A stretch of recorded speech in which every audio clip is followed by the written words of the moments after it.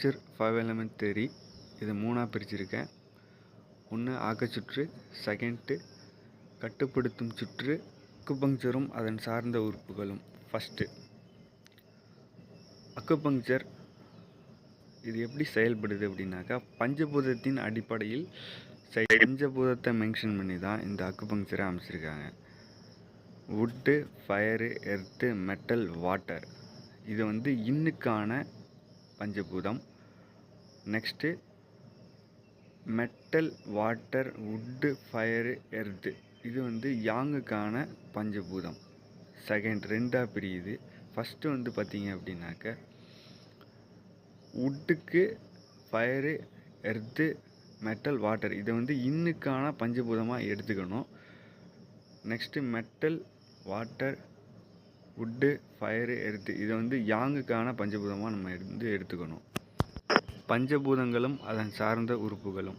வுட்டுக்கு liver, gall bladder mention ஆகும். Fire, heart, pericardium, stomach, TW triple வார்த்து, spleen, stomach. Metal, lung and large intestine. Water, kidney, urinary bladder. Next ஆக்கச்சுற்று அப்படின்னாக்க, wood வந்து ஃபயருக்கு எனர்ஜியை push பண்ணும், energy கொடுக்கும். Fire எர்த்துக்கு எனர்ஜியை கொடுக்கும். எர்த்து மெட்டலுக்கு எனர்ஜியை கொடுக்கும். மெட்டல் வாட்டருக்கு எனர்ஜி கொடுக்கும். அகைன் வாட்டர் வுட்டுக்கு எனர்ஜியை கொடுக்கும். Next controlling cycle. ஃபஸ்ட்டு பார்த்தது தகப்பன் பிள்ளை விதி அப்படின்னு கூட சொல்லலாம். ஒவ்வொருத்தங்களும் ஒவ்வொரு மாதிரி சொல்லுவாங்க. இப்போ பார்க்க போகிறது கண்ட்ரோலிங் சைக்கிள். ஸோ இது வந்து பார்த்திங்க அப்படின்னாக்க, ஒன்று விட்டு ஒன்று கண்ட்ரோல் பண்ணும். சரியா? ஒன்று விட்டு ஒன்று கண்ட்ரோல் பண்ணும். ஃபார் எக்ஸாம்பிள் வுட்டு எர்த்தை கண்ட்ரோல் பண்ணும், எர்த்து வாட்டரை கண்ட்ரோல் பண்ணும். அப்போது ஃபயர் வந்து பார்த்திங்கன்னா மெட்டலை கண்ட்ரோல் பண்ணும். ஓகேவா? மெட்டல் வுட்டை கண்ட்ரோல் பண்ணும். சரியா? ஸோ இந்த மாதிரி தான்.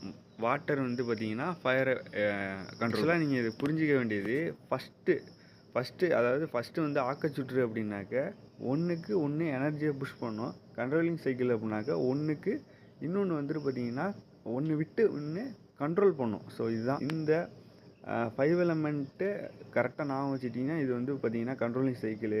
நெக்ஸ்ட்டு வந்து பார்த்திங்கன்னா ஆக்கச்சுற்று. இது எல்லாமே உங்களுக்கு நல்லாவே புரியும். இதை வச்சு தான் நம்ம நெக்ஸ்ட் லெவலுக்கு ட்ரீட்மெண்ட் பண்ண போகிறோம். சரியா? இதை வச்சு தான் மென்ஷன் பண்ணி தான் ட்ரீட்மெண்ட் பண்ணுவாங்க.